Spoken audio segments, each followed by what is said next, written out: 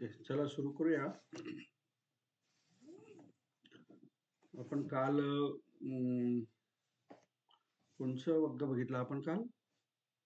यमक वग्ग. यमक वग्ग. यमक. हा. आता हे जे धम्मपद आहे त्याचं महत्व तर तुम्हाला मी सर, मी चारुशीला कांबळे बोलते. सर, मला एक प्रश्न विचारायचा होता की काल तुम्ही धम्मपदामध्ये सांगितलं की मृत्यूनंतर देवलोक मिळतो, बट बुद्धांची तर ईश्वरावर श्रद्धा नव्हतीच, म्हणजे ईश्वर कधी आहे किंवा नाही हे ते मानतच नव्हते. मग देवलोक कसा उत्पन्न झाला? म्हणजे एक्झॅक्टली बुद्धिझम मध्ये काय मिनिंग आहे त्याचा? मॅडम, भगवान बुद्धांनी ईश्वराबाबत सांगितलेलं आहे. ईश्वर नाही, अच्छा, देव नाही असं कुठं म्हटलेलं आहे? ईश्वर आणि देव हे वेगवेगळे आहेत. अच्छा, हा, तेच माझं कन्फ्युजन होतं की ईश्वर देव आपण म्हणजे ईश्वर म्हणजे देव म्हणतो ना, म्हणजे बुद्धांच्या आपण काय ह्याच्या म्हणतो त्याला कल्पनेला. महत्व नाही. आपण काही म्हणतो काय, आपण कुठेही काही आपण जोडजाड करत असतो, वेगवेगळ्या करत असतो. भगवान बुद्धांची पर्टिक्युलर जी वाणी जी आहे त्याचा अच्छा, व्यवस्थित अभ्यास करून नेमकं हे जे महान व्यक्ती असते हे काय म्हणत असतात त्याचा नीट अभ्यास करून त्याचा अर्थ लावणे हे फार महत्वाचं असतं. ओके. भगवान बुद्धांनी कुठेही म्हटलं नाही की देव नाही म्हणून. देव तर त्यांच्या सेवेसाठी उपस्थित होत होते, त्यांना प्रश्न विचारण्यासाठी येत होते. मग देव असं असं कुठं म्हटलंय? तुम्ही कशावरनं म्हणतायत? नाही, देव ही संकल्पना म्हणजे नाहीये ना, तर मग देवलोक कोणी वगैरे सांगितलं देव असं कल्पना नाही? कोणी नाही. आता जनरली आपण बोलतोच ना की बुद्ध ईश्वराला मानत नव्हते, ईश्वर हेच म्हणजे देव असं हे.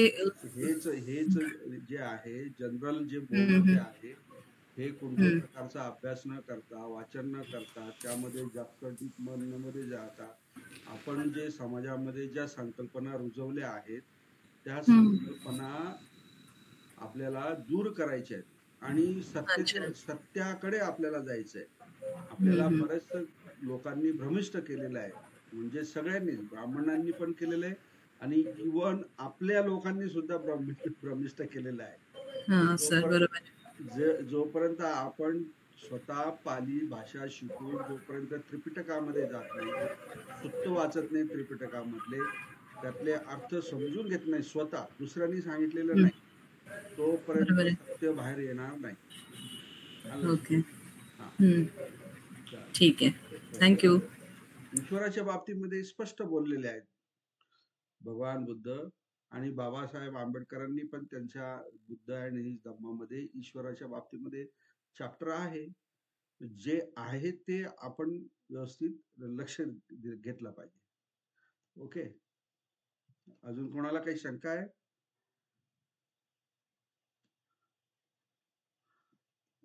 ओके, तर आपण अप्रमाद आपलं यमक वग्ग हा काल आपण बघितला. तर त्यामध्ये तुम्ही बघता, म्हणजे मी ज्यावेळेस सांगत होतो तर त्यावेळेस जे काही धम्मपद होते त्याचं मी वाचन केलं आणि त्याचे संदर्भही तुम्हाला मी दिलेत. तर ह्या यमक वग्गामध्ये एक बाजू पॉझिटिव्ह आणि एक बाजू निगेटिव्ह हे जर केलं तर हे सुखद आहे, हे दुःखद आहे, अशा पद्धतीने भगवान बुद्धांनी त्या यमक वग्गामध्ये, यमक म्हणजे काय, जोडी, असा त्याचा अर्थच तसा होतो. तर अशा प्रकारे भगवान बुद्धांनी खूप चांगल्या प्रकारे म्हणजे अनेक गोष्टींवरती, म्हणजे मनावरती तर सुरुवातीलाच 2 पद आहेत, नंतर राग क्रोध वगैरे त्याच्यावरती पद आहेत, असे मारावरती आहे. हे जे सगळे जे काही विश्लेषण आहेत हे आपल्याला आपल्या दैनंदिन जीवनामध्ये सुद्धा लागू होतात.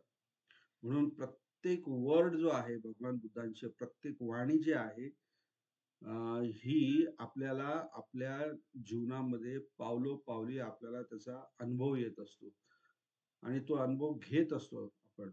परंतु आपलं चित्त भावित, काल आपण बघितलं अभावितन चित्त आणि भावितन सुभावितन चित्त. जसं की घराचं छप्पर जर व्यवस्थित नसेल तर पावसाचं पाणी आतमध्ये येतं. भगवान बुद्धांनी सांगितलं दूध छिन्न यथा गारं दूध छिन्न उठ्ठी समती विज्जती. तर ते तसंच आपलं होत असतं आणि आपण दोष दुसऱ्याला देत असतो. परंतु हेच जे सुछिन्न जे छत आहे, ते जर आपण व्यवस्थित ठेवलं, तर त्याच्यामध्ये राग हा प्रवेश करत नाही आणि राग प्रवेश नाही केला, दुसरं काय आपलं जीवन सुखीच होत असतं. तर असे किती बारीक-बारीक, सूक्ष्म-सूक्ष्म गोष्टींचा भगवान बुद्धांनी अभ्यास केला आणि आपल्यासाठी हा ज्ञानाचा खजिना आपल्यासाठी त्यांनी त्या काळामध्ये दिला आणि तो अजूनही अव्यात लोक त्याचं अध्ययन करत आहेत. तर त्यामध्ये ह्या धम्मपद ग्रंथामध्ये चित्तवग्ग हा एक वग्ग आहे. यामध्ये भगवान बुद्धांनी चित्ताच्या बाबतीमध्ये सर्व गोष्टी सांगितलेल्या आहेत. म्हणजे चित्त म्हणजे काय? त्यानंतर चित्ताचा व्यवहार कसा असतो? त्याचे गुणधर्म काय? या सगळ्या गोष्टी ह्या चित्तवग्गामध्ये दिलेल्या आहेत. विशेष करून त्याचे विशेषण गुणधर्म जास्त मोठ्या प्रमाणामध्ये दिलेलं आहे. हे जर तुम्ही गुणधर्म जर व्यवस्थित वाचलेत, समजून घेतलत, की हां, ही अशा-अशा प्रकारची एक बाब आपल्या पंचस्कंदने आपण जे काही बनलेलो आहोत, त्या स्कंदामध्ये जे काही चित्ताचे किंवा नामाचे जे 4 भाग जे आहेत, हे जर आपण समजून घेतले, तर आपल्याला सम्मादिट्ठी प्राप्त होते आणि आपल्याला अशी दृष्टी प्राप्त होते, की जे काहीच आहे ते यथाभूत म्हणजे जसं आहे, ॲज इट इज आपण ते बघत असतो. आपली दृष्टी जी आहे ती मिथ्या होत नाही, मिथ्या दृष्टी होत नाही आणि आपण कुठल्याही मोहाला, द्वेषाला, रागाला बळी पडत नाही. तर अशा इतक्या सुंदर पद्धतीने भगवान बुद्धांनी चित्ताच्या संदर्भामध्ये आपल्याला आता जे सांगितलेलं आहे, वर्णन केलेलं आहे, ते आपल्याला बघायचं आहे. तर पहिलं जे पद जे आहे त्यामध्ये फंदनं चपलं चित्तम तुमच्याकडे आहे ना हे धम्मपदाची पद वगैरे तुमच्या समोर आहेत ना सर्वांच्या समोर? हो सर. हो, आहे. हो, आहे. हां, हां.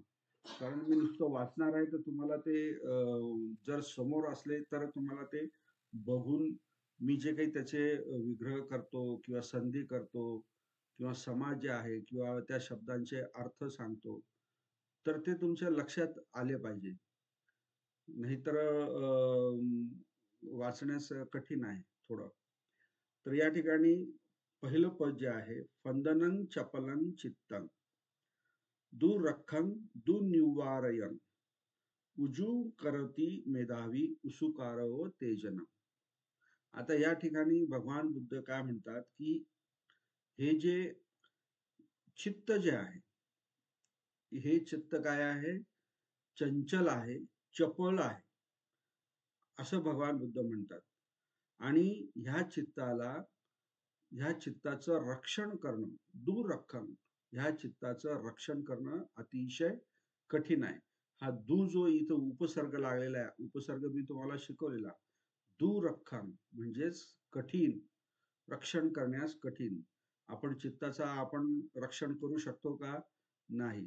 आपण फक्त 2 मिनिट शांततेने बसलो, आपल्या मनाप्रमाणे थोडं 2 मिनिट काय, अर्धा मिनिट सुद्धा आपण आपल्या मनाला वश करून आपण शांत बसू शकणे. तो त्याचा स्वतःचा मालक चित्त स्वतः आहे. तो लगेच तुमच्या तावडीतून निसटतो आणि पाहिजे तिथे भरकटत राहतो. म्हणून त्याचं रक्षण करणे, त्याला वशमध्ये ठेवणे हे अत्यंत काय आहे? कठीण आहे, असं भगवान बुद्ध म्हणतात. आणि दुर्निवार्यन त्याचप्रमाणे निवारण करणे किंवा त्याच्या त्याला आपल्या वशीभूत करणे हे सुद्धा काय आहे? फार कठीण आहे. आता हे जे कठीण जे आहे काम, हे उजूम करोती मेधावी. आता मेधावी म्हणजे काय? बुद्धिमान पुरुष. आणि बुद्धिमान पुरुष म्हणजेच काय? जो व्यक्ती आपल्या चित्ताचा अभ्यास करतो. त्याचे गुणधर्म जाणून घेतो. त्याचा व्यवहार कसा आहे तो जाणून घेतो. त्या चित्तामध्ये काय-काय कंटेंट्स आहेत. तो कशाने युक्त आहेत, हे जो जाणून घेतो, अशा व्यक्तीला आपण मेधावी म्हणतो. तर हा जो मेधावी पुरुष जो आहे, हा पुरुष आपल्या चित्ताला सरळ मार्गी लावतो. उजूम करोती. उजू म्हणजे काय? सरळ. तर हा कसा सरळ करतो? त्याची उपमा भगवान बुद्धांनी केलेली आहे. तो उसुकारो व तेजनं. उसुकारो इव तेजनं म्हणजे उसुकाराप्रमाणे तेजनं म्हणजे काय? बाण. धनुष्य मला आपण जो बाण लावतो ना, त्याला तेजनं म्हटलेलं आहे. आणि उसुकारो म्हणजेच काय? धनुष्य निर्माण करणारा किंवा धनुष्य बाण निर्माण करणारा जो कोणी व्यक्ती जो आहे, बाण बनवणारा जो व्यक्ती आहे, त्याला उसुकारो म्हटलेलं आहे. तर हा जो उसुकार जो आहे, तो बाण बनवताना आपलं लोखंड घेतो आणि लगेच त्याच्यावर घाव मारतो आणि करत असतो का? सरळ करत असतो का? बाण तयार होतो का? नाही. तर त्या बाणाला तप्त आगीमध्ये तो आधी त्या लोखंडाला तो आगीमध्ये आधी तापवतो, खूप तापवतो, लालबुंद करतो आणि तापवल्यानंतर मग त्याच्यावरती घाव घालून त्याला तो सरळ करत असतो. अशा पद्धतीनेच आपल्याला आपल्या चित्ताला सुद्धा सरळ करायचं असतं, सन्मार्गी लावायचं असतं. आणि हे इतकं कठीण असतं, की जी लोखंडाला मिळालेली असते, तशी आग जी आहे, त्या पद्धतीने आपल्याला सुद्धा तपणं भाग आहे. तपणं म्हणजे काय? तपो म्हणजेच काय? संघर्ष करणे, प्रयत्न करणे, पराकाष्ठा करणे, एकदम दृढ संकल्प करणे, त्यालाच तपणे म्हणतो आपण. आलं लक्षात? तर अशा पद्धतीने या ठिकाणी भगवान बुद्धांनी चित्ताचा पहिला जो गुणवैशिष्ट्य सांगितले ते काय आहे चित्त?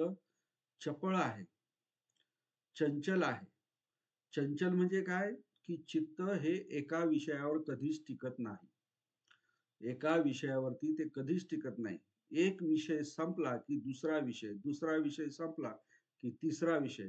तुमच्या मनामध्ये दिवसभरामध्ये असंख्य विषय तुमच्या आवडीचे असो किंवा तुमच्या नावडीचे विषय असो. तुम्हाला सुख देणारे विषय असो का दुःख देणारे विषय असतो. हे विषय हे जे चित्त आहे ते काय करत असतो? त्याच्याशी खेळत असतो किंवा त्याच्याकडे तो धावत असतो त्या विषयांकडे. कारण तो त्याचा मालक असतो. आपण मालक नसतो. आपण त्याला वशीभूत करायला प्रयत्न करतो, परंतु तो चंचल आहे, चपळ आहे. चपळ म्हणजे कसा? की तो कळत-नकळत आपल्यापासून कधी दूर जातो, ते आपल्यालाही कळत नाही. आणि आपणही त्याच पद्धतीने त्याच्या चित्तामध्ये जो विषय आलेला असतो, त्याच्यामध्ये रममाण होतो आणि सुरू होऊन जातो. आता हे विषय निर्माण होणे चित्तामध्ये म्हणजेच काय? त्यालाच आलंबन म्हटलेलं आहे विपश्यनेमध्ये. हे जे आलंबनामध्ये आपण रमतो आणि एखादं आलंबन जर समजा मिळालं आणि त्याच्यामध्येच जर रमत राहिलं, त्याच्यावरच जर तुम्ही विचार करत आहे, त्यालाच विचार म्हटलं जातं. विषय वेगळे आणि विचार वेगळे. म्हणजे एका विषयावरती सारखा तोच अभ्यास करणे त्याला विचार म्हणतो आपण. आपण एक म्हणतो बघा, की मी विचार करतो, सांगतो. जर एखाद्याने विचारलं, की तुला पुढच्या ऑलिम्पिकमध्ये तुला प्रवेश घ्यायचा आहे किंवा तुला सुवर्णपदक जिंकायचं. असं जर त्याला सांगितलं, तर हा एक त्याच्या चित्ताला विषय मिळाला. बरोबर? तर ह्या विषयावरती ज्यावेळेस तो तर्क-वितर्क करत असतो, जसं की तो बैल जो असतो, घाण्याचा बैल, त्या घाण्याच्या अवती-भोवतीच फिरत असतो, विचरण करत असतो. त्यालाच ते विचार म्हणतात. तर अशा प्रकारे विचार करीत असताना हे जे चित्त जे आहे, ते काय असतं? पटकन हातातून आपल्या सटकून जातं, निघून जातं, पळून जातं, इतकं ते चपळ आहे. अशा पद्धतीने भगवान बुद्धांनी या ठिकाणी सांगितलेलं आहे. तर हे कशाच्या संदर्भात सांगितलेलं आहे भगवान बुद्धांनी? भगवान बुद्ध त्यावेळेस चालिका नावाचा जो पर्वत होता, त्या ठिकाणी विहार करीत होते आणि तिथे मेघीय, आयुष्यमान मेघीय भिक्खू जे आहे, ते भिक्खू भगवान बुद्धांची काय करत होते? सेवा करत होते. तर एक दिवस काय झालं, की तो आंब्याचा बगीचा होता. तिथे काय एक आंब्याचा बगीचा होता. तिथे या मेघीय स्थविराला जाण्याची इच्छा झाली. म्हणून त्यांनी भगवंताकडे काय मागितली, परवानगी मागितली, की मला तिथे जायचं आहे, त्या आंब्याच्या वनामध्ये जायचं आहे. परंतु भगवान बुद्धांनी त्यांना परवानगी नाकारली. परंतु परवानगी नाकारल्यावर सुद्धा हे मेघीय भिक्खू जे आहेत, हे तिथे गेले. परंतु तिथे गेल्यानंतर त्यांचं ध्यान लागलं नाही. म्हणजेच काय? समाधी होऊ शकलं नाही. म्हणजेच काय? कुशल चित्ताची एकाग्रता होऊ शकली नाही. आणि ती न झाल्यामुळे ते परत आले आणि सर्व ज्या गोष्टी ज्या आहेत त्यांनी भगवान बुद्धांना सांगितल्या. आणि हे सगळं सांगितल्यानंतर भगवान बुद्ध म्हणतात, की भिक्षूंनी कधीही इच्छाचारी होऊ नये. म्हणजे मनात इच्छा आली आणि लगेच तिथे निघाले किंवा त्या पद्धतीचं कर्म केलं, असं भिक्खूंनी कधीही वागू नये. अशा प्रकारे भगवान बुद्धांनी त्या ठिकाणी त्या भिक्षूंना काय सांगितलं? मार्गदर्शन केलं. हे जे चित्त जे आहे ते क्षणिक आहे. या चित्ताला आपण आपल्या वशमध्ये ठेवलं पाहिजे. अशा पद्धतीने भगवान बुद्धांनी ह्या मेघीय भिक्खूला उपदेश करताना ही जी पहिली जी गाथा आहे चित्तवर्गामधली, ती सांगितलेली आहे. तर यामध्ये नंतर भगवान बुद्धांनी दुसरी जी गाथा सांगितलेली आहे, ती आहे वारिजो इव. तो तिथे संधी झालेली आहे, तिथे ईचा लोप झालेला आहे. वारिजो थले खित्तो ओकत मोकत उद्धतो परिफंदंती इदं चित्तम. ते नुसता दंग जो तिथे दिसतो ना, त्याच्या आधी ई जो आहे त्याचा लोप झालेला आहे. इदं चित्तम परिफंदती इदं चित्तम मारधेय पहातवे. बघा, चित्ताचं बघा किती सूक्ष्म अभ्यास केलेला आहे. भगवान बुद्ध काय म्हणतात? वारी जो इव थले खित्तो. वारी म्हणजे काय? पाणी. आणि वारिज म्हणजे पाण्यात उत्पन्न झालेले, जन्म घेतलेले कोणताही प्राणी असो. आलं लक्षात? कोणताही प्राणी असो, तो जो प्राणी जो आहे, तो प्राणी जर समजा असं त्याला बाहेर काढून गरम रेतीवरती किंवा गरम जमिनीवरती जर फेकलं, तो काय करतो? काय होतं त्याला? ओकत मोकत उद्धतो. म्हणजे तो इतका तडफडतो, खूप तडफडतो. कशासाठी? की परत त्याला पाण्यामध्ये जाण्यासाठी, त्या गरमीतून पाण्यात जाण्यासाठी. आपण स्वतः प्रत्यक्ष बघतो, जेव्हा मासा आपण याच्यातनं काढतो बाहेर आणि जमिनीवर टाकल्यानंतर किती प्रचंड त्याला वेदना होत असतात. असं तो पूर्ण शरीर त्याचं उडत असतं, असं तडफडत असतो. तर त्याच पद्धतीने परिफंदंती इदं चित्तं, त्याच पद्धतीने हे जे चित्त जे आहे, हे चित्त तरफडत असते. कशासाठी? की मार अधेय म्हणजे मार जो आहे त्याच्या तावडीमध्ये जे चित्त आपलं सापडलेलं असतं, ते चित्त मुक्त होण्यासाठी पहातवे, म्हणजेच मुक्त होण्यासाठी हे चित्त त्या माराच्या बंधनातून मुक्त होण्यासाठी तडफडत असते. पण आता हे केव्हा? ज्यावेळेस तुम्हाला माराची पण ओळख होते. म्हणजे मार म्हणजे काय? आपल्या मनातील वाईट प्रवृत्ती जी असते, जे काही विकार जे असतात, त्या विकारानुसार आपण विचार करतो आणि कर्म करतो, त्याला मार म्हटलेलं आहे. ह्या जगामध्ये ह्या माराचं फार मोठं अस्तित्व आहे आणि प्रभाव पण आहे. तुम्ही जर बघितलं दक्षिण आशियाई देशांमध्ये, तर बुद्धांना जेवढा मान सन्मान दिला जातो, तेवढाच मान सन्मान सुद्धा माराला पण दिला जातो. तुम्ही जर समजा तिकडच्या ज्या मूर्त्या बघितल्यात किंवा सण बघितले, तर त्या ठिकाणी माराला प्रतिकात्मक दर्शवण्यासाठी ड्रॅगन तयार केले जातात. आलं लक्षात? हे जे ड्रॅगन आहेत ना, ते मोठमोठे जे असे अक्राळ तोंड वगैरे घेऊन त्याच्या मिरवणुकीमध्ये असतात किंवा बुद्धांच्या आजूबाजूला त्यांचं मूर्त्या असतात. तर हे माराचं प्रतीक आहे. हा जो मार जो आहे, जे नष्ट करायचं आहे, ते सुद्धा आपल्या समोर असलं पाहिजे. ते सुद्धा आपलं लक्ष त्याकडे असलं पाहिजे. म्हणून हे जे काही बाकीचे दक्षिण आशियाई जे देश आहेत, हे माराला सुद्धा हे प्रतीक म्हणून हे समोर ठेवत असतात, की याचा आपल्याला वध करायचा आहे. आणि भगवान बुद्धांनी सर्वप्रथम त्याचाच वध, त्याचाच त्याग करून, त्यालाच नष्ट करून हे जे ज्ञान जे आहे, अभिसंबुद्धो, हे ज्ञान जे आहे ते भगवान बुद्धांनी प्राप्त केलेलं आहे. तर अशा प्रकारे हे जे काही चित्त जे आहे ते त्या माशाच्या प्रमाणे तडफडत असतं. कशासाठी? मुक्त होण्यासाठी. कोणापासून? त्या माराच्या बंधनापासून. तर हे भगवान बुद्धांनी या ठिकाणी सांगितलेलं आहे. तर भगवान बुद्ध म्हणतात की ज्यावेळेस व्यक्ती राग, द्वेष, क्रोध, ईर्ष्या याने वश झालेला असतो, काय? आणि त्यामुळे तो खूप परेशान झालेला असतो. तो काही खाऊ शकत नाही, तो काही पिऊ शकत नाही, तो झोपू शकत नाही, तो काहीही करू शकत नाही आणि तो एका ठिकाणी सुद्धा राहू शकत नाही. जसं की मासे कसे तडफडतात, पाण्यातून निघालेले जे काही प्राणी जे आहेत ते कसे तडफडतात, त्याप्रमाणे त्याची काय होते? अवस्था होते. अशा अशा प्रकारे भगवान बुद्धांनी हे चित्ताचं हे दुसरं रूप सांगितलेलं आहे याच्यामधून, ह्या गाथेमधून. आलं लक्षात? तर त्याच्या पुढचा जो भाग जो आहे, पुढचं पद जे आहे, दु निग्रहसन लहुनो, दु निग्रहसन लहुनो,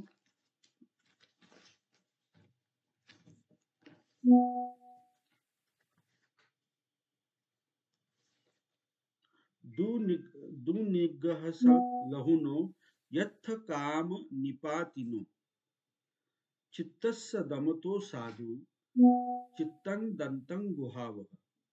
आता या ठिकाणी भगवान बुद्धांनी चित्ताच्या संदर्भामध्ये त्याच्या गुणधर्माबद्दल या ठिकाणी सांगितलेलं आहे.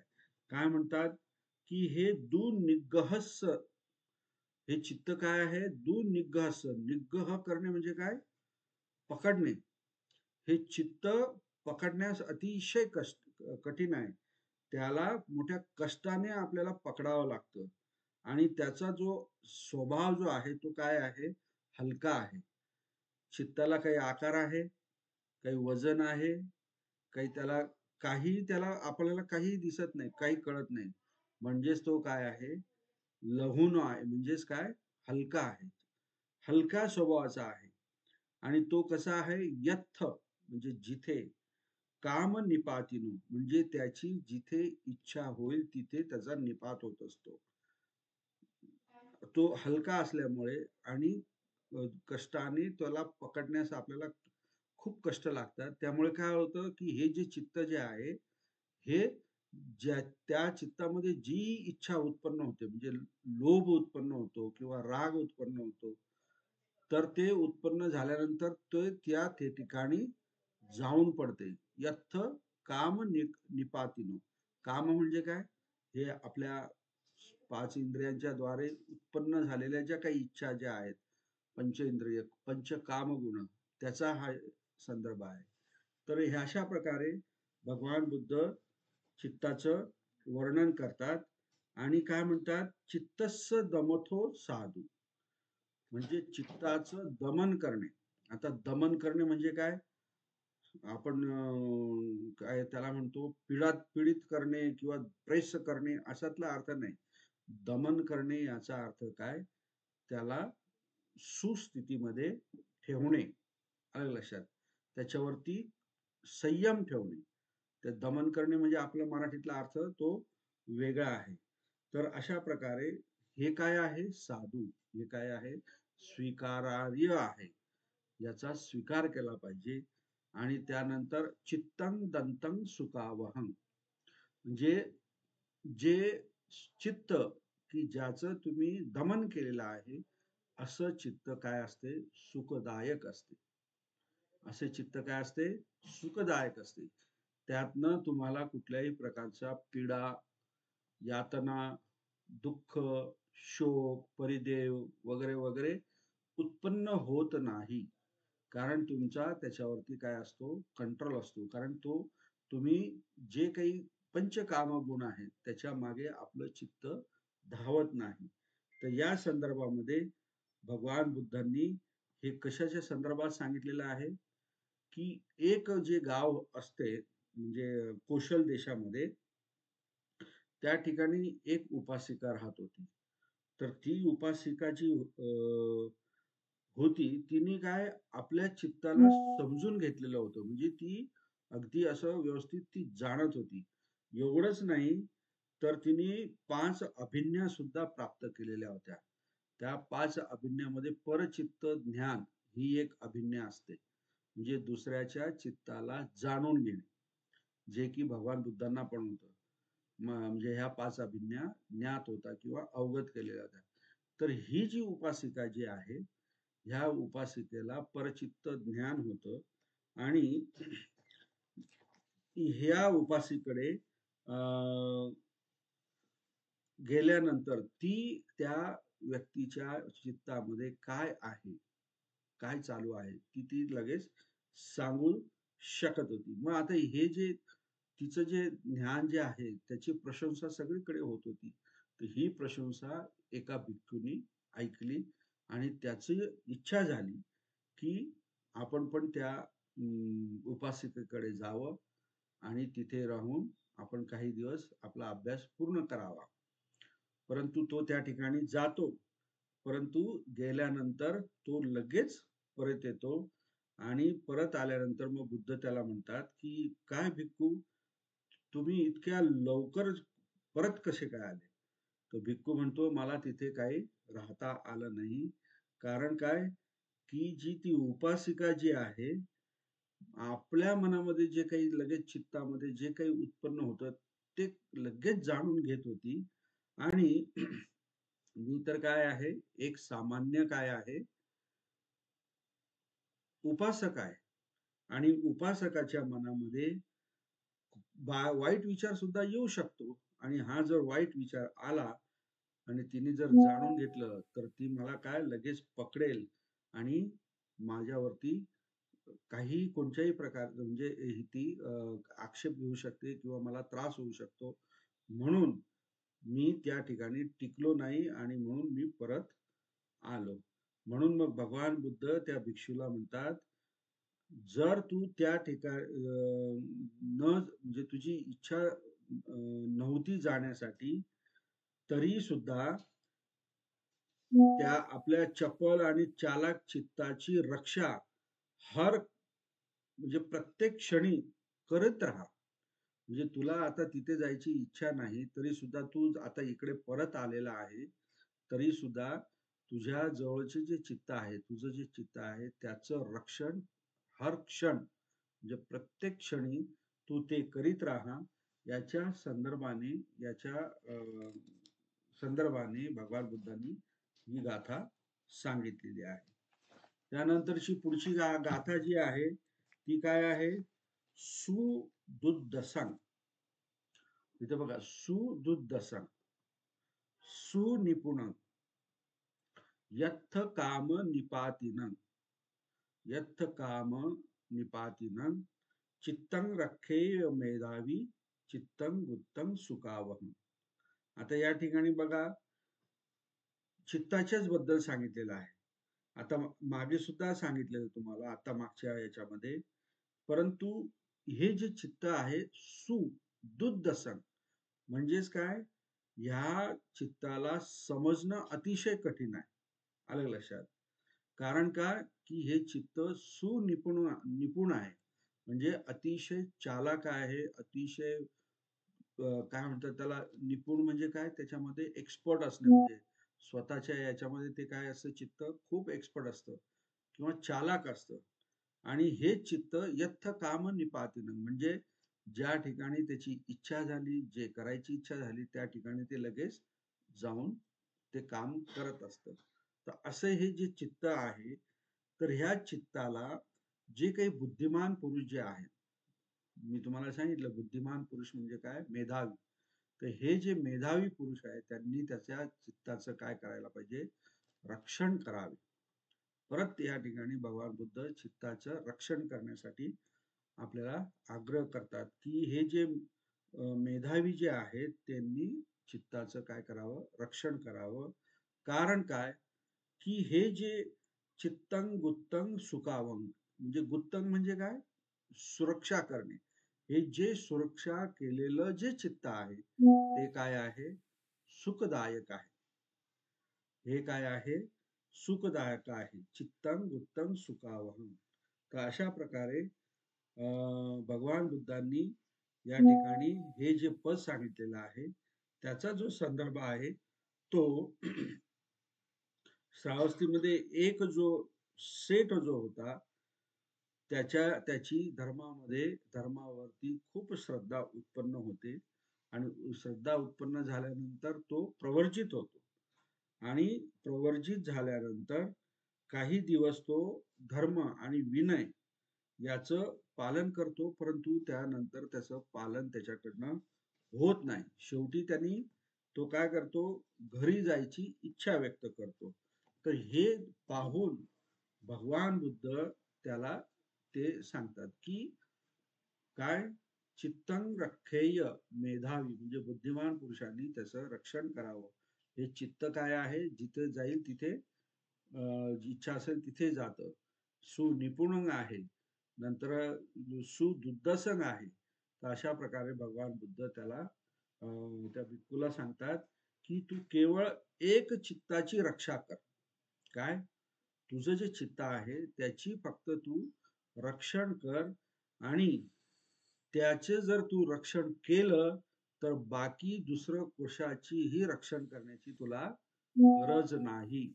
अशा पद्धतीने भगवान बुद्ध या ठिकाणी त्या भिक्खूला उपदेश करतात ह्या पदाच्या अनुषंगाने.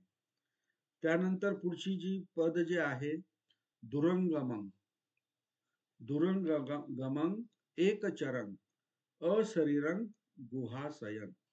बघा हे सगळे काय विशेषण आहेत, हे चित्ताच्या म्हणजे व्यवहाराचे त्याचे हे काय आहेत, वैशिष्ट्य आहेत, गुणधर्म आहेत, विशेषण आहेत. दुरंगमम, आता हे जे चित्त जे आहे दूरगामी आहे, म्हणजेच काय, आत्ता ह्या क्षणामध्ये माझ्या जवळ असेल तर क्षणात सूर्यावर जाईल, क्षणात चंद्रावर जाईल, क्षणात नागपूरला जाईल, क्षणात दिल्लीला जाईल, अमेरिकेला जाईल. म्हणजे तिथपर्यंत क्षणात पोहोचण्याची जी ताकद जी आहे, इतक्या फास्ट मध्ये कुठलीही जगामध्ये निसर्गामध्ये कुठलीही वस्तू नाही किंवा बाब नाही. तितकी फास्ट जाणारी वस्तू म्हणजे आपलं चित्त.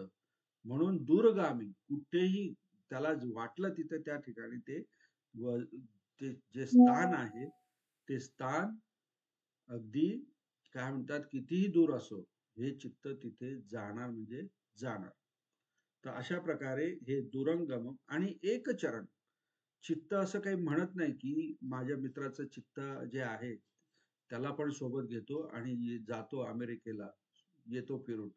त्याला कोणाची गरज नाही. तो काय, एकचरण, तो एकटा विचरण करत असतो. चित्त काय, एकटा विचरण करत असतो. तो कोणाची मदत घेत नाही किंवा शरीरातले जे आपले मनाचे जे काही भाग जे आहेत, घटक आहेत, त्यांचाही तो काय सहभाग करून घेत नाही. एकटा हा चित्त पाहिजे तिथे जातो, विचरण करतो. म्हणून एकचरण अशरीरम. आता ह्या चित्ताला शरीर आहे का, याला रूप आहे का, याला आकार आहे का, काही नाही. अशरीरम म्हणजेच काय, निराकार, निराकार.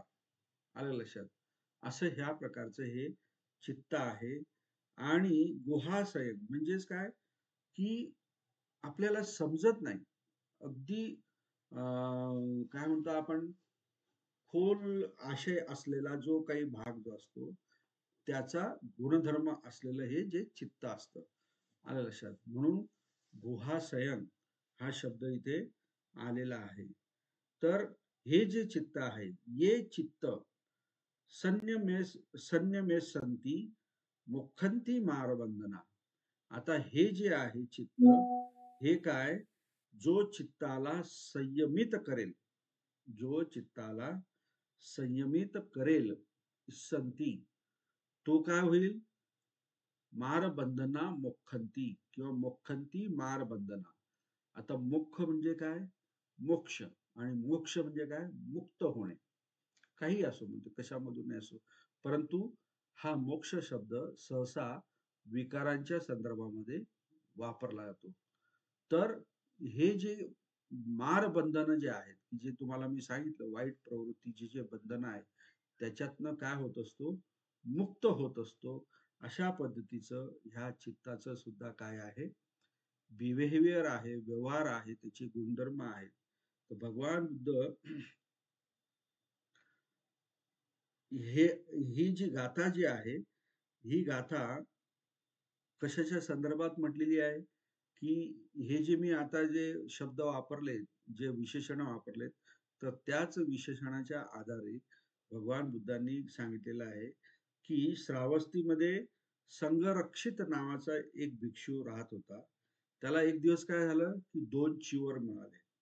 मग त्याला काय वाटलं, की हे एक चिवर जे आहे, 2 चिवरचं मला काही उपयोग नाही. पण यातलं एक चिवर जे आहे, मी माझ्या आचार्यांना भेट देऊ इच्छितो. म्हणून तो त्याच्या गुरुकडे जातो आणि गुरुला ते चिवर भेट देत असतो. परंतु ते चिवरची भेट जी आहे, ते गुरु नाकारतो आणि नाकारल्यानंतर त्याचा एक प्रकारचे काय म्हणतो हिरेमोड होतो, म्हणजे तो नाराज होतो. नाराज होतो आणि नाराज झाल्यानंतर मनातल्या मनामध्ये विचार करतो, की मी एवढ्या प्रेमाने माझ्या गुरुसाठी हे चिवर आणलं. हे चिवर त्यांनी घेतलं नाही.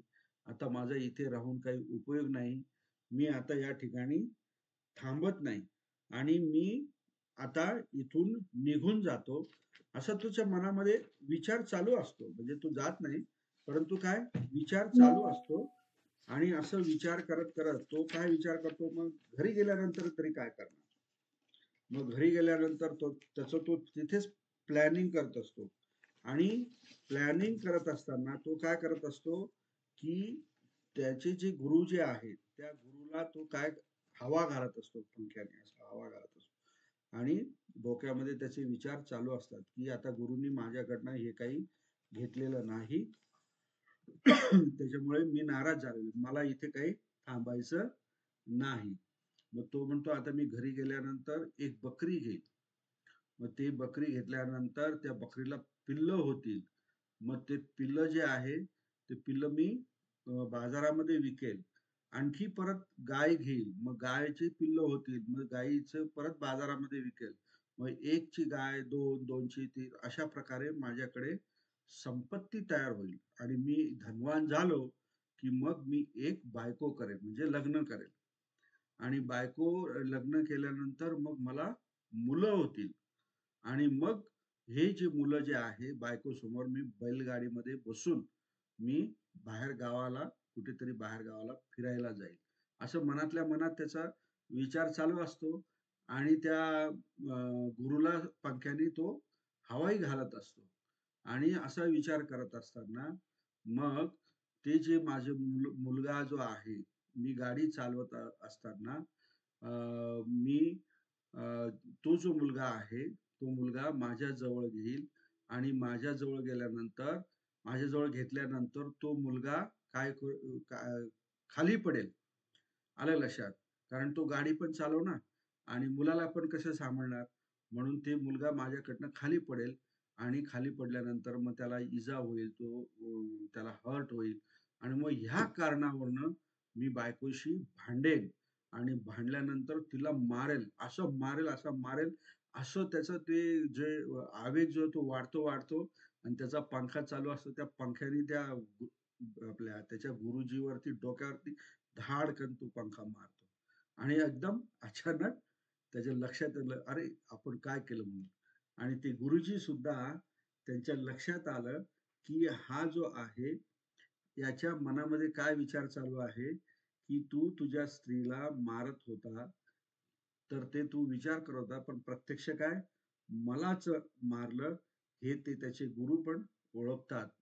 अशा प्रकारे भगवान बुद्धांनी हा क्रम जो आहे, घटनाक्रम हा सांगितला आणि त्यानंतर मग हे गाथा सांगितलेली, की हे चित्त काय आहे, दुरंगमंग आहे. म्हणजे तो बघा, तो बघता बघता कुठे निघून जातो त्याचा विचार. नंतर एकचरंग आहे. एकचरंग आहे, गुहासयंग आहे. नंतर अशा प्रकारे भगवान बुद्ध ही गाथा सांगून त्या श्रामणेराला काय म्हणतात म्हणजे उपदेश देतात. त्याचबरोबर पुढची जी गाथा जी आहे ती आहे अनवठ्ठित चित्तस्य सद्धम्म अविजानतो परिप्लव पसादस्य पन्या न परिपुरती. आलं लक्षात. आता या ठिकाणी अनवठ्ठित चित्तस्य इथे निगेटिव्ह आलाय आणि वठ्ठित वठ्ठित म्हणजे काय स्थिर. म्हणजे स्थिर नसलेला असं आणि चित्तस्य म्हणजे ज्याचं चित्त स्थिर नाही असं अनवठ्ठित चित्तस्य काय त्याला काय सद्धम्म अविजानतो म्हणजे सद्धम्म जो आहे तो व्यवस्थित प्रकारे न जाणल्याने किंवा जाणल्यामुळे. आलं लक्षात. अनवठ्ठित चित्तस्य सद्धम्म अविजानतो म्हणजेच काय जो सद्धम्म जाणत नाही. परिप्लव पसादस्य म्हणजेच काय ज्याचं चित्त प्रसन्न नाही शांत नाही. परिप्लव पसाद चित्तस्य परिप्लव म्हणजे काय अर्धवट प्रसन्न नाही अशा प्रकारचं चित्त जे आहे तो व्यक्ती प्रज्ञावान होऊ शकत नाही किंवा प्रज्ञा तो परिपूर्णपणे हस्तगत करू शकत नाही किंवा प्राप्त करू शकत नाही. आता इथे बघा भगवान बुद्धांनी प्रज्ञा जर तुम्हाला मिळवायची असेल प्रज्ञेचा लाभ घ्यायचा असेल तर तुमचं चित्त काय पाहिजे स्थिर पाहिजे. आलं लक्षात. हे या ठिकाणी सांगितलं. आणि स्थिर चित्त म्हणजेच काय समाधी. समाधी म्हणजेच काय हा शब्द जो आहे समाधी हा स्त्रीलिंग आहे परंतु तो कसा तयार झालेला आहे सम अधिक आधान समधान असा सम अधिक आधान. सम म्हणजे काय कॉन्स्टंटली आणि आधान म्हणजे काय टिकवून ठेवणे म्हणजे कंटिन्युअस टिकवून ठेवणे त्याला खरं समाधान म्हटलेलं आहे. आपण आता समाधान म्हणजे वेगळ्या पद्धतीने त्याचा अर्थ घेतो. सम आधान. आता हे व्यवस्थित जे आहे कंटिन्युअस सातत्याने एकाच गोष्टीवरती टिकवून ठेवणे त्याला समाधान म्हटलेलं आहे आणि त्याच कृत्याला काय म्हटलेलं आहे कृतीला समाधी म्हटलेलं आहे. परंतु समाधी ही नेहमी कुशल चित्ताची एकाग्रता ह्याच अनुषंगाने वापरली जाते. नाहीतर बरेचसे जे लोक आहेत चोर आहे बगळा आहे जे अकुशल कर्म करणारे सुद्धा लोक त्यांची पण काय असते चित्ताची एकाग्रता असते परंतु ती कुशल असते का नाही अकुशल असते म्हणून त्याला समाधी नाही म्हणत त्याला समाधी म्हणत नाही. तर अशा प्रकारे भगवान बुद्धांनी प्रज्ञावान होण्यासाठी तुमचे काय पाहिजे तुमचं चित्त प्रसन्न पाहिजे किंवा चित्त स्थिर पाहिजे. तर अशा प्रकारे या ठिकाणी सांगितलेलं आहे. तर हे का सांगितलेलं आहे की भगवान बुद्धांनी बघा खूप छान प्रकारे त्याचं एक वर्णन केलं आहे. म्हणजे चित्तामध्ये विकार क्लेश राग द्वेष हे जे आहे ते चित्ताला काय करतात कलुषित करतात. बरोबर आहे. आणि कलुषित केल्यामुळे जी वास्तविक परिस्थिती आहे सत्य परिस्थिती आहे ती मात्र अशा कलुषित चित्तामुळे त्या व्यक्तीला दिसत नाही समजत नाही तो जाणत नाही. तर ती कशी जाणत नाही तर भगवान बुद्धांनी चित्त जर समजा रागाने जर युक्त असेल तुमच्या तुमचं चित्त जर रागाने म्हणजे लोभाने जर युक्त असेल तर ते कसं दिसतं रंगीत पाण्यासारखं दिसतं. म्हणजे जसं पाणी तर काय असते स्वच्छ असतं पाणी त्याला कलर आहे का नाही. परंतु तुमचं चित्त लोभ असलं तर त्या जसा लोभ आहे त्याप्रमाणे तुम्हाला ते पाण्याचा कलर दिसतो. वास्तविक तो तसा नसतो. बरोबर. आणि जर समजा तुमचं चित्त द्वेषयुक्त जर असेल तर ते कसं असतं की जसं की भांड्यामध्ये पाणी जे आहे ते उकळतं तर त्याप्रमाणे चित्त सुद्धा द्वेषाने तुमच्या काय असते उकळत असते. आणि उकळत्या पाण्यामध्ये जर तुम्ही बघितलं तर त्या भांड्याचं तळ तुम्हाला दिसतं का नाही दिसत. इव्हन म्हणजे लोभयुक्त चित्ताने जे रंगीत पाणी त्याचं सुद्धा तळ दिसत नाही. तर हे यथाभूत दर्शन तुमचं राग, द्वेष आणि मोह जे आहे चित्तामध्ये असल्यानंतर तुम्हाला यथाभूत म्हणजे जसं आहे, जे तळ जे आहे तसं त्या ठिकाणी दिसत नाही. आणि मोहयुक्त चित्त जर असेल तर मग काय होतं? मोहयुक्त चित्त म्हणजे काय? एकाच ठिकाणी थांबलेलं जे पाणी आहे, डबकं म्हणतो आपण त्याला, किंवा तळं जे आहे की जे वाहत नाही, त्याची उपमा भगवान बुद्धांनी मोहयुक्त चित्ताला दिलेली आहे. तर याच्यामुळे काय होतं की मोहयुक्त चित्त म्हणजेच थांबलेलं पाणी जे डबकं असतं त्या ठिकाणी काय निर्माण होतं? डास निर्माण होतात, जंतू निर्माण होतं, दुर्गंधी निर्माण होते. म्हणजे ह्या ज्या गोष्टी ज्या आहेत, मोहचित्त जर युक्त तुम्ही असाल तर या ठिकाणी रोगाला उत्पन्न करणारे जे काही घटक जे असतात ते काय उत्पन्न होत असतात.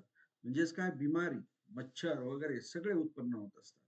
म्हणून हे जे चित्त जे आहे याच्यामध्ये राग, द्वेष आणि मोह म्हणजेच काय, लोभ, द्वेष आणि मोह हे तुम्ही त्याला प्रवेश करू देऊ नका. तुमचं घराचं छत छत म्हणजेच चित्त हे काय सुभावितं करा. म्हणजे त्यामध्ये ह्या तिन्ही गोष्टी ज्या आहेत त्या प्रवेश करणार नाही. बुद्ध धम्माचा अर्थच काय आहे? बुद्ध धम्म आलं लक्षात? बुद्ध धम्माचा अर्थ काय आहे? चित्ताची शुद्धता धारण करणे. एवढं एका वाक्यामध्ये याचा अर्थ होऊ शकतो. चित्ताची शुद्धता धारण करणे. बुद्ध धम्म. धम्म म्हणजे काय? धर्म. धर याच्यावर म्हणजे धारण करणे.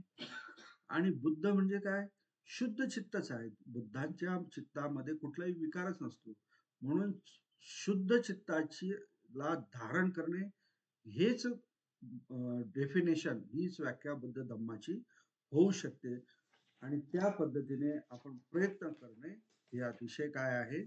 महत्वाचं आहे. पुढे भगवान बुद्ध आणखी एक पद सांगतात, अनवसुत चित्तस्य अननवाहत चेतसो पुण्य पाप पहिनस्य नथी जागरतो भयम. आलं लक्षात? आता अनवस्तुत म्हणजेच काय? मलरहित चित्त. वस्तुत म्हणजे काय? मल, आश्रव, त्याने रहित म्हणजे त्यामध्ये नाही असं चित्त. आणि जे चित्त वाहत म्हणजे ते वाहत नाही आहे, ते एका ठिकाणी स्थिर झालेलं आहे. आलं लक्षात? जे चित्त जे आहे ते एका ठिकाणी काय झालेलं आहे? स्थिर झालेलं आहे. असं जे चित्त आहे ते चित्तामधून तुम्ही पाप आणि पुण्य, पुण्य आणि पाप हे जे आहे त्याचं काय केलेलं आहे? तुम्ही नष्ट केलेलं आहे. आता हे जे तुम्हाला सांगतो, अरहंत जे असतात ते पापही करत नाही आणि पुण्यही करत नाही. ते काय असतात? पक्खामध्ये असतात. तुम्ही म्हणाल की सर मग पुण्य पण नाही करायचं. पुण्य पण नाही करायचं. अरहंत भिक्खू पुण्य सुद्धा करत नाही. ते कर्मालाच उत्पन्न करत नाही. मग ते कोणचंही असो, कुशल असो का अकुशल असो, कर्म उत्पन्न करणे त्यांचं तिथे थांबलेलं असतं. म्हणून तर त्यांना अरहंत म्हणतात. म्हणून या ठिकाणी जे काही सांगितलेलं आहे, काय आहे सांगितलेलं? जो पाप पुण्य विहीन आहे, विरहित आहे, असा जो व्यक्ती आहे त्या जागृत माणसाला कुठल्याही प्रकारचं भय नाही. नथी जागरतो भयन. आलं लक्षात? नथी जागरतो म्हणजे काय? सजग असलेला व्यक्ती, त्याला कुठलंही भय नसतं. आणि ज्या व्यक्तीला भय नसतं त्याचं जीवन जे आहे ते सुखकारक असतं, सुखदायक असतो. त्याचं जीवनाची आयु मर्यादा पण वाढलेली असते. कारण कुठल्याही प्रकारचं तपणं जे आहे त्याच्या शरीरामध्ये होत नाही, उष्णता वाढत नाही, संताप होत नाही. आणि त्यामुळे त्याच्या शरीरामधले जे काही अवयव आहेत त्याची हानी होत नाही. आणि हानी न झाल्यामुळे त्याचं शरीर पण इतकं प्रसन्न, चेहरा प्रसन्न दिसतो आणि त्याचं आयुमान पण वाढत असतं.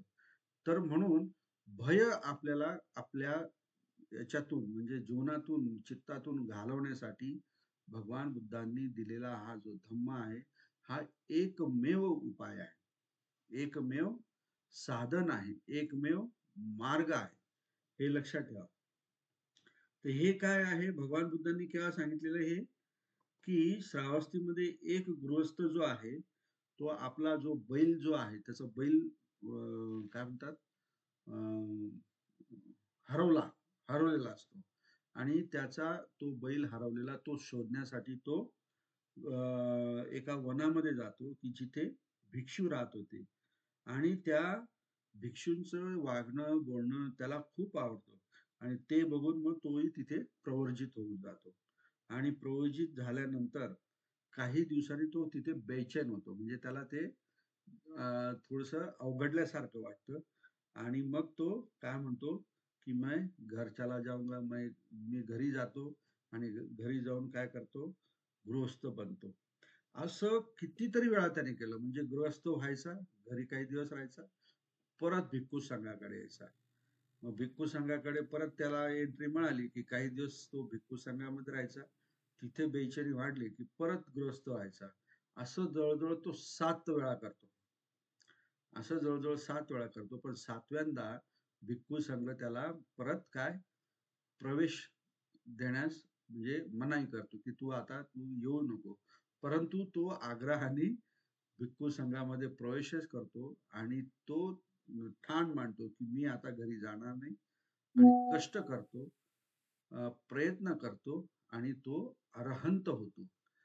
अरहंत झाल्यानंतर अनासक्त होतो, ह्या संसारातून तो काय होतो, अनासक्त होतो. त्यावेळेस भगवान बुद्ध अशा पद्धतीने हे त्याच्या संदर्भामध्ये भगवान बुद्धांनी हे पद सांगितलेलं आहे की जो पाप पुण्य विरहित आहे आणि जो जागृत आहे, त्याला कुठलं भय नाही, त्याचं चित्त जे आहे मलरहित आहे किंवा त्याचं चित्त काय आहे, स्थिर आहे. तर हे अशा प्रकारे भगवान बुद्ध चित्ताच्या संदर्भामध्ये विविध घटना प्रसंग आपल्याला या धम्मपदामधून सांगतात. खूप शिकण्यासारखं आहे या धम्मपदाच्या पदामधून. आता या ठिकाणी नंतर पुढचा जो आहे, कुंभ उपमंग कायम इमंग विदित्वा. आलं लक्षात? कुंभम उपमं कायं इमं विदित्वा नगर उपमं चित्तं इदं ठपेत्वा. आता इथं चित्तमीदं कायमीमं हे जे आहे मी तुम्हाला ते विग्रह करून सांगितले, म्हणजे ते ऍक्च्युली संधी झालेली आहे तिथे याची स्वर संधी, ते ईचा जो आहे तिथे लोप झालेला आहे. तर कुंभ उपमं कायं इमं विदित्वा नगर उपमं चित्तं इदं ठपेत्वा योधेत, योधेत कोणाशी, मारंग, मारंग आणि कशाने, पन्या आऊधेन. आलं लक्षात? जितंच रख्खे अनिवेशनो सिया. किती छान आहे बघा या ठिकाणी. म्हणजेच काय, भगवान बुद्धांनी काय सांगितलेलं आहे की घडा जो असतो कुंभ, त्याची उपमा कशाला दिलेली आहे, आपल्या शरीराला दिलेली आहे. म्हणजे कुंभा समान हे जे आहे आपलं जे शरीर आहे, कायम इमंग हे म्हणजे हे शरीर, विदित्वा म्हणजे ह्या शरीराला जाणून, आलं लक्षात, त्याचा अनुभव घेऊन. आता विदित्वा जाणून, विद म्हणजे काय, जाणणे, आलं लक्षात, अनुभव घेणे. तर हे शरीराला तुम्ही काय करायचं, अनुभव. आपण विपश्यनाच्या द्वारे कायानुपसना म्हणजे काय, हेच पद्धत आहे, म्हणजे हेच सांगायचं आहे भगवान बुद्धांना. कायानुपसना म्हणजे काय, आपल्या शरीरामधल्या ज्या काही वेदना ज्या आहेत, दुःखद असो सुखद असो, त्या वेदनांना जाणून घेणे. अशा प्रकारे भगवान बुद्ध म्हणतात कुंभ उपमंग कायम इमंग विदित्वा. त्यानंतर भगवान बुद्ध म्हणतात नगर उपमंग चित्तम इदं ठपेत्वा. म्हणजे जे नगर असतं एखाद्या याच्यावरती, जमिनीवरती नगर बसलेलं असतं, ते नगर कधी असं अस्थिर असते का, ते स्थिरच असतं. एका ठिकाणी बांधलं गेलं, एका ठिकाणी वसलं गेलं, ते कायम तिथेच असतं, स्थिर असतं. तर त्या नगराच्या उपमेच्या अनुषंगाने भगवान बुद्ध म्हणतात की चित्ताला सुद्धा तुम्ही अशा प्रकारे ठपेत्वा म्हणजे ठेवून. बघा किती सुंदर उपमा, पण किती सुंदर देत होते भगवान बुद्ध. की सामान्य माणसाला सांगितल्यानंतर ते लगेच कळायचं, की नगराच्या सारखं तुम्ही त्या चित्ताला ठेवून, की जो अचल आहे, आलं लक्षात? त्या पद्धतीने त्या ठेवून काय करायचं आहे? योधेत. योधती म्हणजे काय? युद्ध करणे. योधत म्हणजे हे आज्ञार्थी आहे. योधत म्हणजे युद्ध कर. कोणाशी? तर मारंग. योधेत मारंग. ह्या माराशी तू युद्ध कर. पण कशाने कर? कोणचं शस्त्राने? आयुध कोणचं? तर पज्ञा आयुधेन म्हणजे प्रज्ञेच्या शस्त्राने तू काय कर? ह्या माराशी काय कर? युद्ध कर. आणि चित्त जे आहे ते स्थिर नगराप्रमाणे ठेव आणि ह्या शरीराला त्या घडा जो असतो त्याच्याप्रमाणे म्हणजे ह्या आपल्या शरीराला विदित्वा म्हणजे त्याचा कायानुपसना हे करून हे सगळं तू कर आणि आपल्या ह्या चित्तातला जो काही मार जो आहे त्याच्याशी तू युद्ध कर. आणि हे जे जितंच रख्खे, आलं का लक्षात? म्हणजे हे जिंकलेलं जे आहे त्या चित्ताची तू रक्षा कर आणि त्याचबरोबर अनासक्त हो. अनआसक्त हो. आसक्ती म्हणजेच काय? उपादान. जसं की मी तुम्हाला पटिच्च समुत्पादामध्ये सगळ्यात शेवटी उपादान जे सांगितलेलं आहे, इच्छाचा इंटेन्सिटी सगळ्यात जास्त वाढली की त्या ठिकाणी आसक्ती वाढते. म्हणजेच उपादान म्हणजे त्या इच्छेला इंधन घालून घालून ते एकदम परम कोटीला ते पोचलेलं असतं त्यालाच. असे अनासक्त हो असं भगवान बुद्ध या ठिकाणी सांगता आहेत चित्ताच्या संदर्भामध्ये. तर या ठिकाणी भगवान बुद्ध एका ठिकाणी 500 म्हणजे श्रावस्तीमध्येच 500 भिक्खूंच्या सोबत राहत होते, बरोबर. तर काही 500 भिक्खू जे आहेत ते भगवानकडे जातात, भगवंताकडे, आणि त्यांच्याकडनं आलंबन घेतात म्हणजे विषय घेतात. कशासाठी? कर्मस्थान म्हणतो आपण त्याला, कम्मठान. कशासाठी? समाधीसाठी कम्मठान घेतात आणि ते एका जंगलामध्ये जातात. हे 500 भिक्खू, हे 500 भिक्खू एका जंगलामध्ये जातात आणि तिथे एका ठिकाणी गावामध्ये ते गावाच्या जवळ जे जंगल आहे तिथे ते थांबतात. आता तिथे थांबल्यानंतर हे 500 भिक्खू त्या जंगलामध्ये थांबल्यानंतर त्या ठिकाणी असलेल्या ज्या रुक्ख देवता ज्या आहेत त्यांची मोठी अडचण होते. कारण त्यांना तिथे विचरण करायला वाव राहत नाही. त्यांचे जे मुलं वगैरे आहेत त्याचं हे प्रतिकात्मक वर्णन आहे. त्यांना घेऊन त्या रुक्ख देवता त्यांचा बचाव करण्यासाठी कुठेतरी अडगडीमध्ये झाडांच्या वर वगैरे कुठेतरी जाऊन बसतात आणि बरेच दिवस हे असं चालू असतं. आता ह्या रुक्ख देवतांना असं वाटतं की हे आज जातील, उद्या जातील, आज जातील, उद्या जातील. परंतु त्यांचा जो वास्तव्य जे आहे ते दिवसेंदिवस वाढत जातं. मग त्या ज्या देवता ज्या आहेत की हे त्यांना कळतं की हे असे जाणार नाहीत. मग त्या रुक्ख देवता भयानक रूप धारण करतात आणि आवाज काढतात आणि त्या भिक्षूंच्या समोर हे सगळं काही अक्राळ विक्राळ हे रूप धारण करून कृत्य करतात. त्याला ते भिक्खू घाबरतात. हे जे भिक्खू जे आहेत ते आवाजांना आणि त्यांच्या रूपाला बघून ते घाबरतात. त्यामुळे काय होतं की त्यांच्या चित्ताची समाधी लागत नाही. त्या भिक्खूंची चित्ताची समाधी लागत नाही आणि ते जसे आलेले असतात, छान दिसतात वगैरे, तब्येतही चांगली असते, परंतु 1 महिन्यानंतर ह्या असा प्रकार आल्यानंतर त्यांचे सगळे शरीर जे आहे ते क्रूश होऊन जातं. कारण जेवण नाही, झोप नाही, समाधी नाही, काही नाही. आणि मग ते एकमेकांना सांगतात की या ठिकाणी आपली समाधी होत नाही. आणि जो मेन भिक्खू जो असतो, सेनापती असतो, त्यांनाही ते सांगतात. मग हे सगळेजण तिथून निघून परत भगवान बुद्धांकडे येतात आणि सगळी कहाणी सांगतात भगवान बुद्धांना की तिथे असं असं आहे. परंतु भगवान बुद्ध आपल्या अवलोकन शक्तीने बघतात की यांना दुसरीकडे कोणचं स्थान आहे की यांचं चित्ताची समाधी लागू शकते म्हणून. परंतु भगवान बुद्धांना कुठेही आढळत नाही.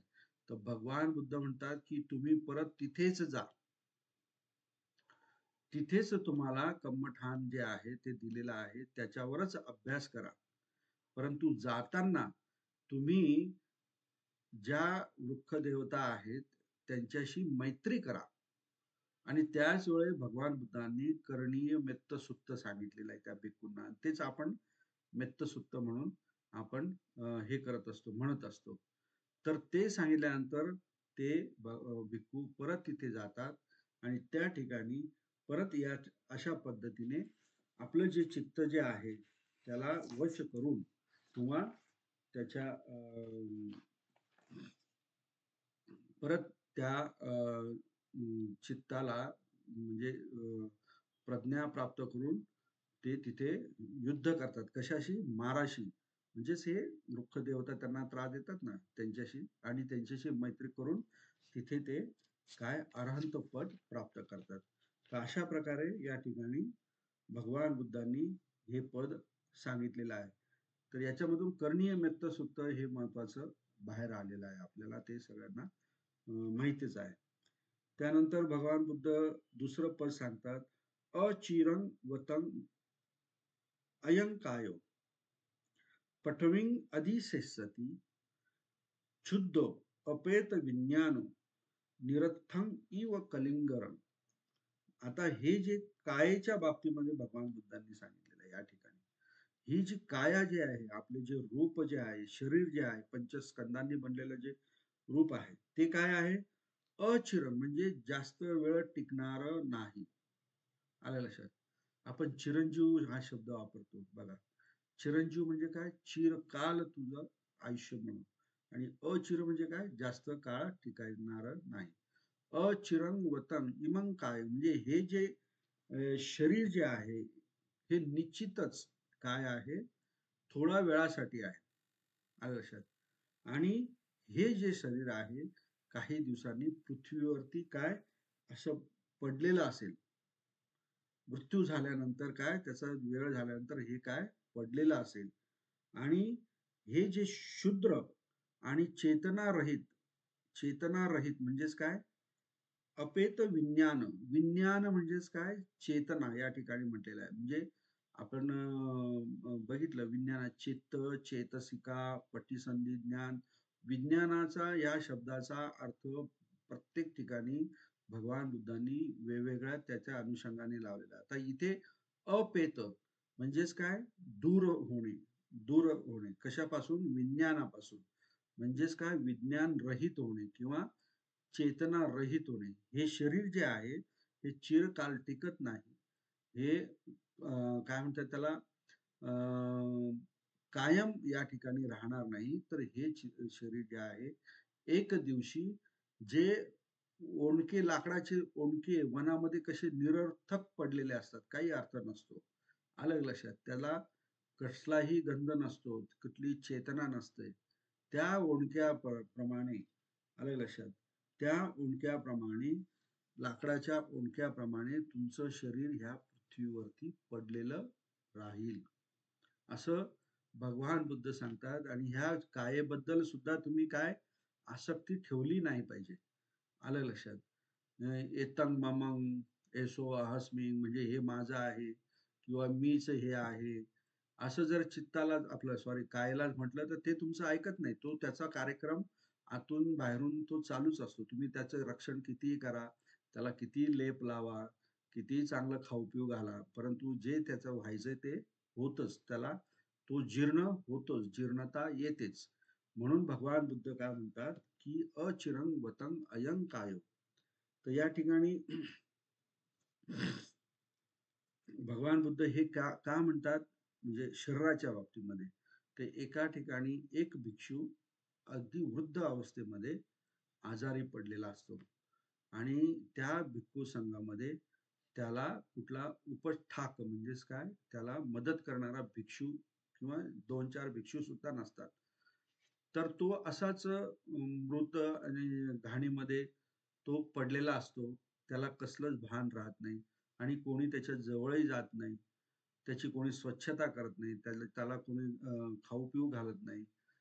तर एके दिवशी सकाळी भगवान बुद्ध आपले सकाळी उठल्यानंतर जसं अवलोकन करत असतात विश्वाचं, तर त्याच्या परिघामध्ये भगवान बुद्धांना हा भिक्खू दिसतो. तर भगवान बुद्ध तिथून ह्या भिक्खूकडे जातात स्वतः येतात, त्या भिक्खूची स्वतःच्या हाताने स्वच्छता करतात, गरम पाण्याने त्याची अंघोळ करतात आणि अंघोळ करून त्याला औषध पाणी देतात आणि त्यावेळेस त्या शरीराच्या संदर्भामध्ये भिक्खूचं जे शरीर आहे ते कृश झालेलं असतं, ते असंच पडलेलं असतं. तर त्याच्या संदर्भाने मग हे भगवान बुद्ध अशा प्रकारे या ठिकाणी हे पद जे आहे धम्मपद ते म्हणतात. त्यानंतर पुढचं जे आहे पद जे आहे दिसो दिसं यंतं कैरा वेरी वा पनवेरीन मिच्छापणी हितं चित्तं पापियो नं ततो करे. हे पण खूप महत्वाचं आहे. दिसो दिसं म्हणजेच दिसो म्हणजे काय शत्रू. इथे दिशा नाही हा आपला फार मोठं कन्फ्युजन. दिसो दिसं म्हणजे शत्रू शत्रूला द्वितीय विभक्ती दिसं शत्रू शत्रूला यंत कैरा म्हणजे करोती आलं लक्षात म्हणजे यंत म्हणजे काय पर्यंत वगैरे म्हणजे जितकी होईल तितकी यंत आलं लक्षात यंतं हे त्याचं कॉम्बिनेशन मध्ये हे यंतं झालेलं आहे यंतं म्हणजेच काय जे ते कैरा म्हणजे करोती म्हणजे कैरा आता हे कैरा हा शब्द जुनी पाली जी आहे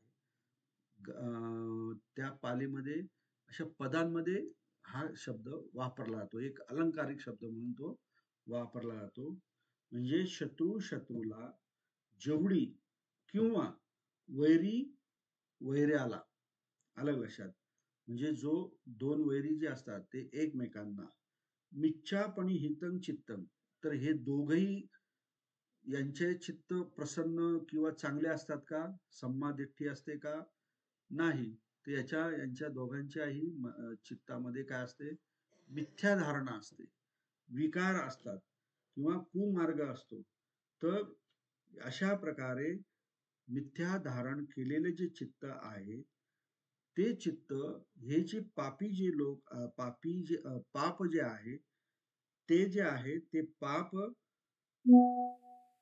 पाप जे आहे ते हे शत्रू सुद्धा करू शकत नाही तेवढं मोठं पाप किंवा हानी हे मिच्छापणी हितं आलं लक्षात मिच्छापणी हितं जे आहे ते चित्त इतकं नुकसान करत असते या ठिकाणी तसं या ठिकाणी भगवान बुद्धांनी सांगितलेलं आहे म्हणजेच काय की जेवढी हानी शत्रू शत्रूची किंवा वैरी वैरीची करत नाही किंवा करतो त्याच्याही पेक्षा अधिक म्हणजे बुरा म्हणजे काय म्हणतात त्याला वाईट चित्त जे आहे विकारयुक्त जे चित्त आहे ते चित्त मात्र मनुष्याची हानी मोठ्या प्रमाणात करत असते तर त्यासाठी चित्त व आपलं काय पाहिजे प्रसन्न आपण आपली काही हानी झाली आपलं काही नुकसान झालं तर आपण दुसऱ्याकडे बोट दाखवतो परंतु खऱ्या अर्थाने आपणच त्याला जबाबदार असतो तर अशा प्रकारे भगवान बुद्ध जे आहे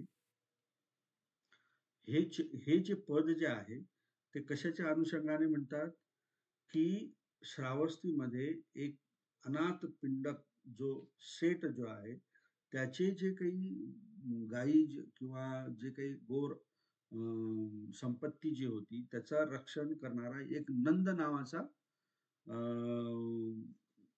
गायी सांभाळणारा गुराखी म्हणतो ना आपण गुराखी म्हणजेच काय गायी सांभाळत तर तो भिक्षू संघासोबत भगवान बुद्धांना भोजन दानासाठी तो आमंत्रित करतो आणि आमंत्रित करून छानपैकी 7 दिवस तो त्यांना हे करत असतो म्हणजे भोजन दान देत असतो आणि भोजन दान दिल्यानंतर ज्या वेळेस भगवान बुद्ध निघाले त्यावेळेस भगवान बुद्धांचं पात्र जे आहे ते घेऊन तो भगवान बुद्धांच्या मागे मागे मागे मागे भगवान बुद्ध निघाल्यानंतर त्याच्या मागे मागे जात असतो आणि थोडं दूर गेल्यानंतर ते पात्र भगवान बुद्धांनी घेतल्यानंतर भगवान बुद्ध त्याला म्हणतात की तू आता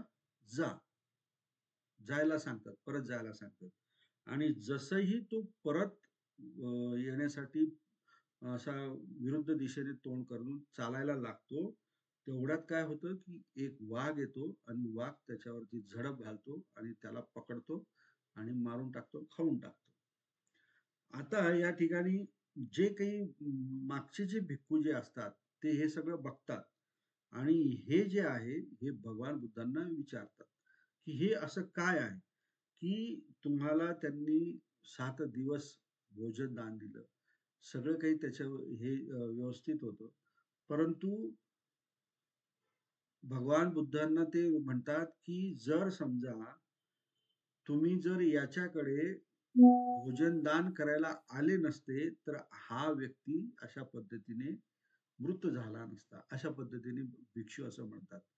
परंतु भगवान बुद्ध त्याला म्हणतात की त्या भिक्षूंना म्हणतात की मी इथे आलो असतो किंवा नसतो तरीही याचा मृत्यू हा अटळ होता, तो मृत्यूला म्हणजे मृत्यूच पावला असता.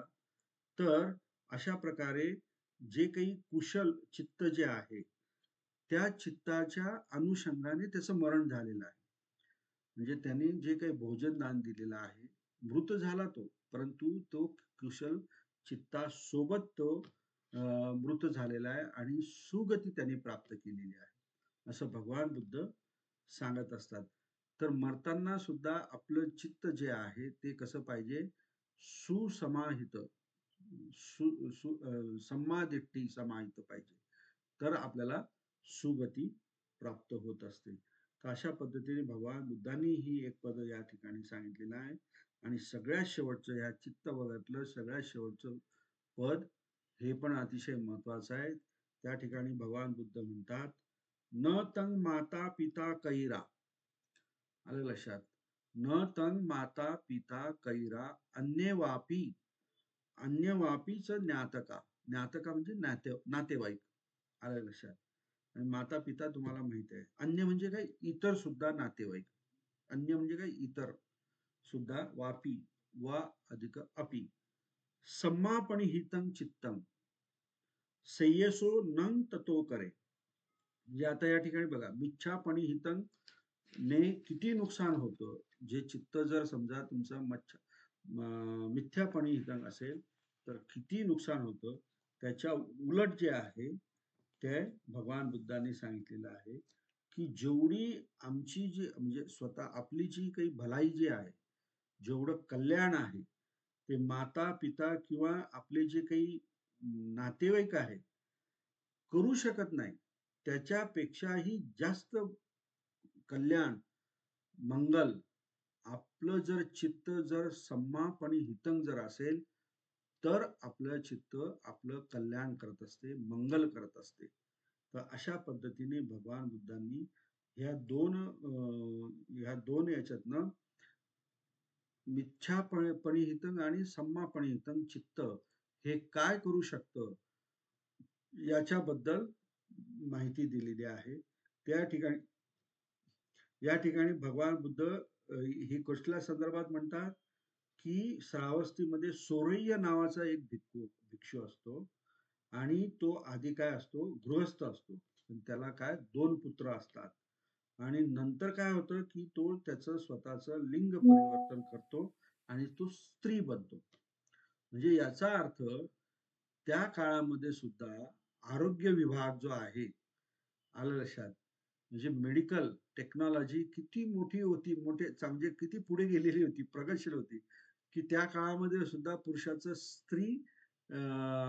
स्त्रीलिंग होत. आता सुद्धा केलं जातं. आता आपण काय म्हणतो की मॉडर्न सायन्स, पण त्या काळामध्ये सुद्धा असं मॉडर्न सायन्स होतं, म्हणजे मेडिकल सायन्स होतं. याच्यावरनं आपल्याला दिसून येतो बघा. मग तो स्त्री बनतो आणि त्याला परत 2 पुत्र होतात त्या स्त्रीला.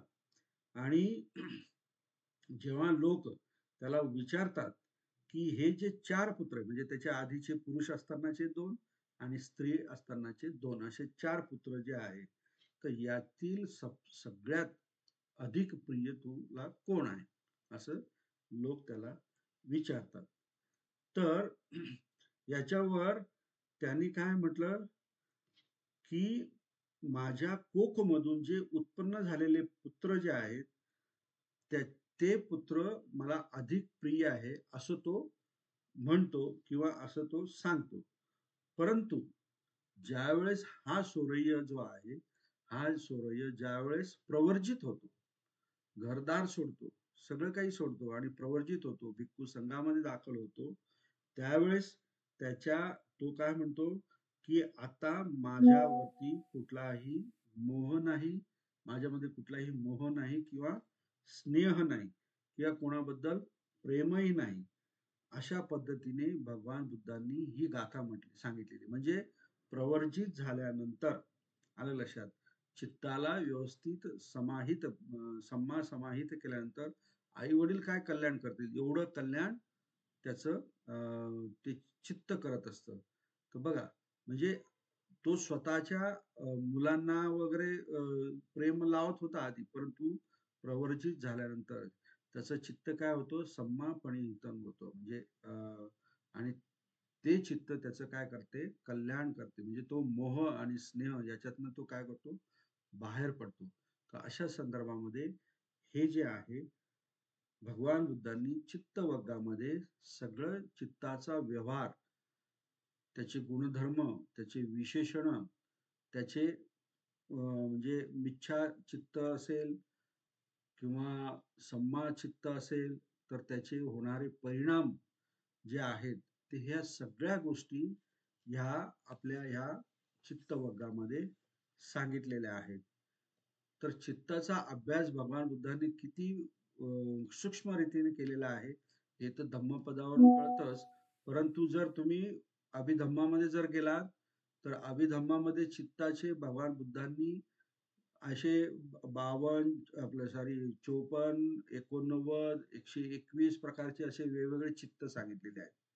आणि त्याला अटॅच होणाऱ्या चेतसिका सुद्धा सांगितल्या आहेत. आणि हे चित्त आणि चेतसिका एकत्र आल्यानंतर कशा प्रकारे कर्म उत्पन्न होतं आणि त्या कर्मापासून कसं रूप धारण केलं जातं आणि रूप धारण केल्यानंतर मग मनुष्य जाती म्हणजे जन्म कसा घेतो, नंतर मग तो दुःखाला कसा प्राप्त होतो, मग तो मरण आहे, जरा आहे, हे हा सगळा व्याप जो आहे, हा सगळा व्यवहार जो आहे, तो भगवान बुद्धांनी आपल्या चित्ताच्या माध्यमातून हा सगळा जाणून घेतलेला आणि तोच आपल्याला सांगितलेला.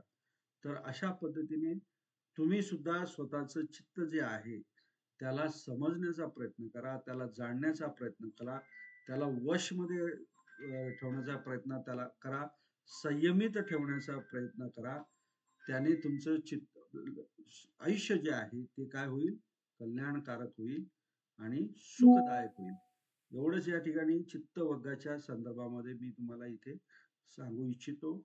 चित्तवग्गावरती प्रश्न आला तर हे तुम्हाला जेवढं तुम्ही ऐकलेलं आहे त्यावरती तुम्ही आत्ताच संध्याकाळी नोट्स काढा, 2-4 पेपर लिहा आणि परीक्षेमध्ये ते लिहून टाका. म्हणजे तुम्हाला कुठलीही अडचण येणार नाही. ओके, या ठिकाणी मी थांबतो.